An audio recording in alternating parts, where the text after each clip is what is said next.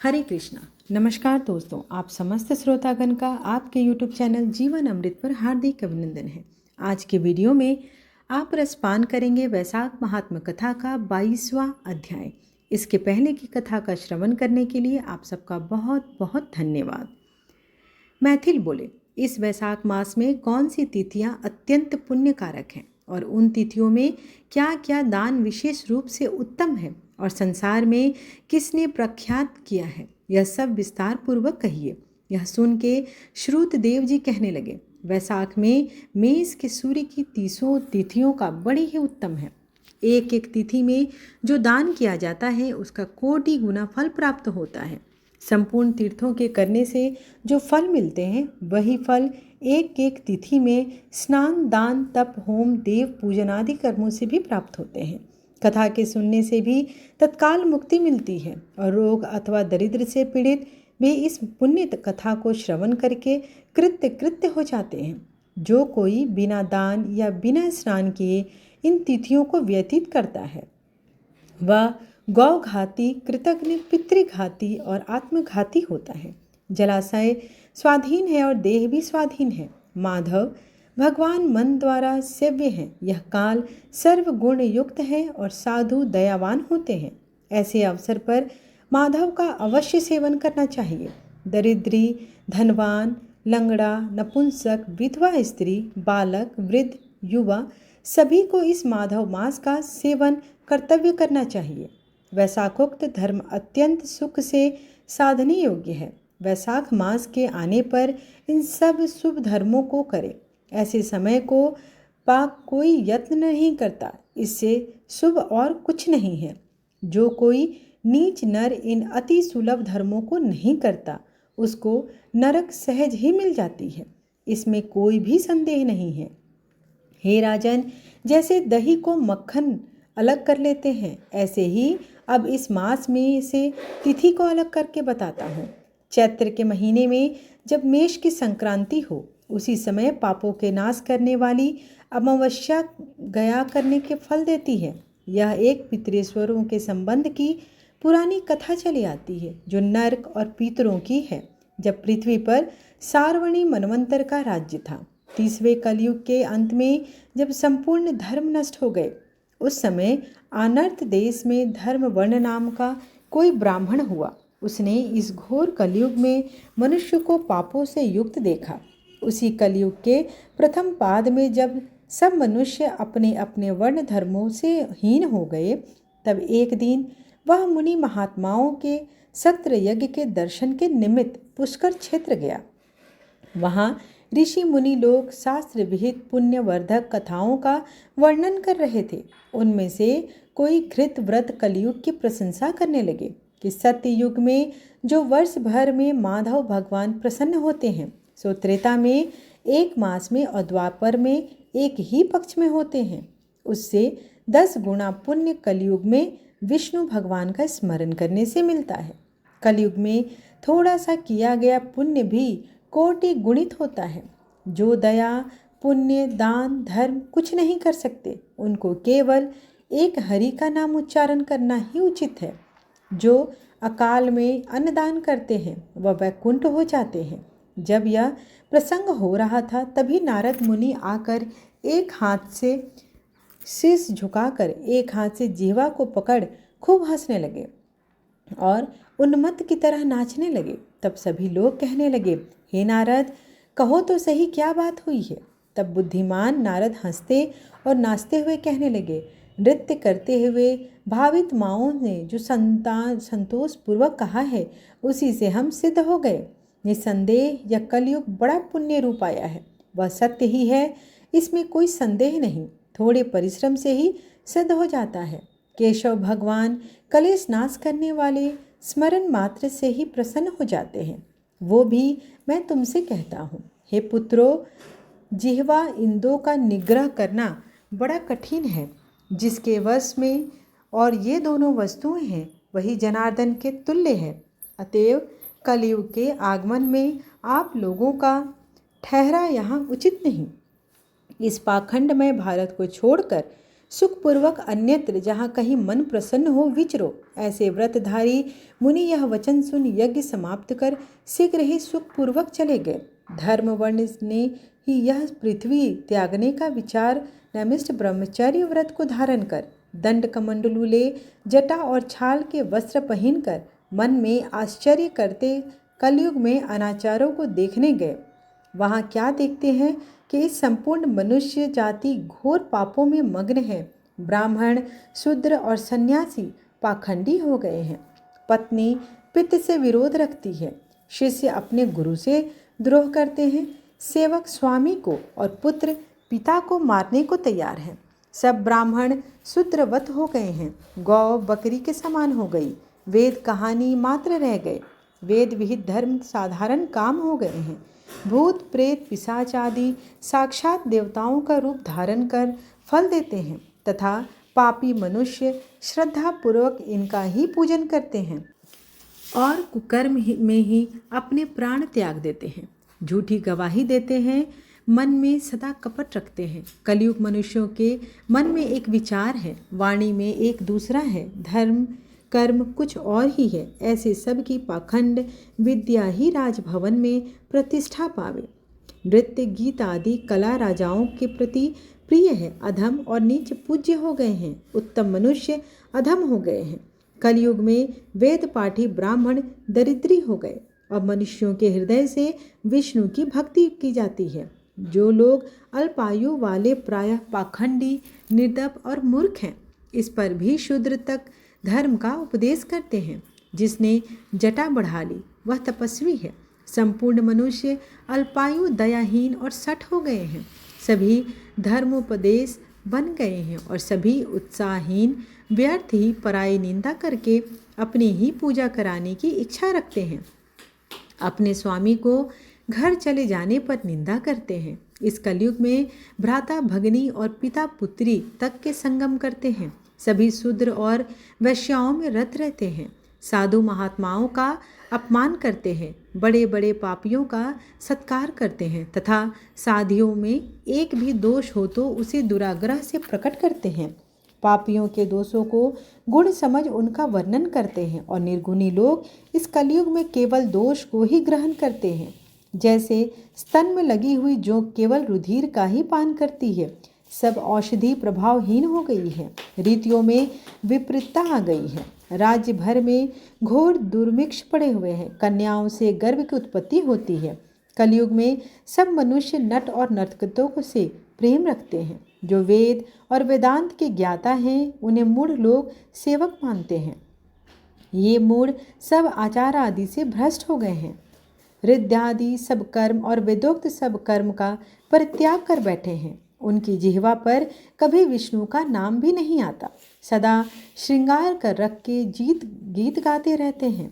जिन्होंने न विष्णु की सेवा की है, न शास्त्र की चर्चा की, न ही योग की दीक्षा की है, उनमें विचार का तो लेस मात्र भी नहीं है। न तीर्थ यात्रा करते हैं, न दान धर्म। कलयुग के मनुष्यों की ऐसी विचित्र दशा देखकर वर्ण धर्म भयभीत और चकित हो गया। वंश को पाप से होता देख दीपांतर में जा संपूर्ण लोकों को विचरता है। आश्चर्य से युक्त हो पितृलोक को गया। वहाँ अपने पितृगणों को बड़े बड़े घोर कर्मों द्वारा भ्रमण करते हुए दौड़ते रोते बिलखते देखा। गिरते हुए अंधे कूप में पड़े हुए देखते हैं। उनमें कोई एक दूब के ही सहारे खड़ा है तो दूब के उखाड़ने अथवा टूटने के डर से शंकित हो रहे हैं। उनको आश्रय देने वाली उस दूब की जड़ को चूहे कुतरते हैं। उस दूब के 3 भाग तो चूहे ने कुतर दिए, अब एक शेष है, उसे वे दुख से कर्षित हो रहे हैं। कोई नीचे अंधकूप में पड़े हैं जो अत्यंत भयंकर, दुर्गम और महाघोर है और जिसमें कर्म से अभिभूत दुखी होकर पड़े हैं। यह क्रूर आगे और भी दुर्गम है जिसमें किसी प्रकार का सहारा नहीं है। उन्हें देख बहुत विस्मित हुआ और दयालु होकर बोला, तुम कौन हो? तुमने ऐसे कौन से घोर दुष्कर्म किए हैं जिनसे तुम यहाँ पड़े हो? तुम किस गोत्र में उत्पन्न हुए हो और तुम्हारा उद्धार कैसे होगा? यह तुम सब मेरे सामने कहो, तुम्हारा आज ही कल्याण हो जाएगा। उसके ऐसे वाक्य सुन दुख से व्याकुल पितृश्वर प्रसन्न होकर धर्म और वेद को आगे करके दीन वाणी से कहने लगे, हम श्रीवत्स गोत्री हैं, हमारे संतान नहीं हैं और इसलिए कोई हमारे पिंडदान और श्राद्ध आदि कर्म भी नहीं करते। हम यह दुख भोग कर रहे हैं। कलयुग में पापों के कारण हमारा वंश निसंतान हो गया। हमारा वंश पाप से क्षीण है, जिससे हमारे लिए कोई पिंडदान देने वाला नहीं है। इसी से हम दुरात्मा अंधकूप में पड़े हुए हैं। हमारे कुल में एक धर्म वर्ण ही बड़ा यशस्वी है। वह सबको छोड़ अकेला ही विचरता है। उसने गृहस्थी धारण नहीं की। वही दुर्वा का तंत्र रूपी है, जिसे पकड़कर हम लोग लटक रहे हैं। वह तंतुहीन है, इसी से उसकी जड़ को नित्य चूहा भक्षण करता है। वह केवल एक ही शेष रहा है, इसी से थोड़ी सी जड़ बची हुई है। देखो, उसे भी मूषक भक्षण करते हैं। धर्म वर्ण की आयु क्षीण होने लगी है और दुर्वा के शेष भाग की मूषक भक्षण कर लेना है। हम इस अंधितमा दुर्गम कूप में गिर पड़े हैं। इसमें हे तात, तुम पृथ्वी पर जाकर वर्ण गृहस्थी से विमुख उस मुनि को हमारी दीनता दिखाकर समझाओ। तेरे पितृश्वर दुख से पीड़ित हैं, दुर्गम अंधकूप में नरक में पड़े हुए हैं। वे केवल एक दूब के सहारे लटक रहे हैं। हे मुने, यही वंश रूपी दूब है। इसकी जड़ों को काल रूपी मूषक प्रतिदिन भक्षण करते हैं। इस प्रकार कर्म से सब वंश क्षीण हो गए हैं। केवल एक तू ही शेष है। इससे दूब के 3 भाग नष्ट हो गए हैं। जो तू पृथ्वी पर बचा है, वही एक भाग शेष है। उसमें से भी प्रतिदिन थोड़ा थोड़ा चूहा भक्षण करता है, जिससे तेरी सारी चीज़ें नष्ट हो रही है, जिससे तेरी आयु भी प्रतिदिन क्षीण हो रही है। तेरे मरने पर, संतान न होने पर हम और तू सब आंधी में कूप में पड़े रहेंगे। इसलिए गृहस्थी धर्म ग्रहण करके संतान वृद्धि कर, तुझको इससे हमको ऊर्ध्व गति प्राप्त होगी। इसलिए बहुत से पुत्रों की इच्छा करनी चाहिए, क्योंकि यदि उनमें से एक भी गया को गया तो अश्वमेघ यज्ञ को अथवा नीले रंग के साँड़ छोड़े। यदि कोई वैशाख, माघ व कार्तिक में स्नान करे तो निश्चय ही हमको ऊर्ध्व गति मिलेगी और नरक से उद्धार हो जाएगा। जो कुल में उत्पन्न हो विष्णु भगवान की पूजा नहीं करते, उन पुत्रहीनों के लिए कुछ लोग कुछ भी नहीं। इस पर दया युक्त संतान दुर्लभ है। कुछ ऐसे सत्य वाक्यों से समझाकर विरक्त और ऊर्ध्वरेत धर्म वर्ण को गृहस्थ धर्मों में प्रवृत्त करो। पितृश्वरों के ऐसे वचन सुन धर्म वर्ण बड़े अचंभे में पड़ गया। धर्म वर्ण कांपने लगा और रोता हुआ हाथ जोड़कर नमस्कार करने लगा। हे महाराज, मैं ही दुराग्रही तुम्हारा वंशधर धर्म वर्ण हूँ। मैंने यज्ञ में महात्मा नारद जी के वचन सुन लिए। कलयुग में किसी की भी जीवा और श्रेष्ठ वंश नहीं रहते हैं। पृथ्वी पर बहुत से पापी मनुष्यों को देख कुसंगति के डर के मारे पितरों में विचरता रहा। इसका प्रकार 3 पाद को बीत गए। पितरों, इस कली के अंत में पाद में भी 3.5 भाग व्यतीत हो गए। मैंने अब तक आपका दुख नहीं जाना। मेरे जीवन व्यर्थ हो गया। आपके कुल में उत्पन्न हुआ और आपको ऋण दूर नहीं किया। जो वैशाख मास में जल का घड़ा पिंडदान करते हैं, उन्हें अक्षय प्राप्त होता है। जो वैशाख मास में गया जाकर श्राद्ध करे, वह श्राद्ध करोड़ श्राद्ध के समान होता है। जो मधुमास की अमावस्या के दिन साग से भी श्राद्ध करता है, उनको गया में कोटि श्राद्ध करने का फल प्राप्त होता है। इसमें कोई संदेह नहीं है। जल से भरा घट जिसमें कपूर और अगर की वासना हो, ऐसा घट दान जो मधुवास की अमावस्या को करे, वह पितृघाती होती है और इसमें कोई संदेह नहीं है। जो मधुमास में पानी सहित करीर का ध्यान करे और भक्तिपूर्वक श्राद्ध करे, वह अपने कुल का उद्धार करता है। पितृलोक में कुंभ दान से अमृत की नदी बहती है। जो श्राद्ध दान के देने वाली है, अन्न, दाल, घृत, अपूर्व लेह, खीर आदि का प्रसार करते हैं। अतएव तू अमावस्या से पहले शीघ्र जा और श्राद्ध, पिंडदान तथा घटदान कर तथा सबके उपकार के लिए गृहस्थी बनकर फिर धर्म, अर्थ और काम से संतुष्ट हो उत्तम संतान प्राप्ति कर। तेरे मुझे पीछे मुनि की वृत्त धारण कर वक द्वीपों में विचरना। जब पितृश्वरों ने ऐसी आज्ञा दी तब धर्मवर्ण शीघ्र ही पृथ्वी पर आया और मेष की संक्रांति के दिन प्रातःकाल स्नान कर पितृश्वर देवता और तृष्णों को तर्पण किया। जल भरा घड़ा और पाप नाश करने वाला श्राद्ध करके अपने पितृवर्ग को ऐसी मुक्ति दी जिससे आवागमन छूट जाए। फिर अपना विवाह किया जिससे सुंदर संतान उत्पन्न हुई और संसार में इस पाप नाशनी तिथि को प्रख्यात किया। तत्पश्चात स्वयं प्रसन्न हो गंधमादन पर गया। इसलिए यह मधुमास की अमावस्या बड़ी शुभ होती है।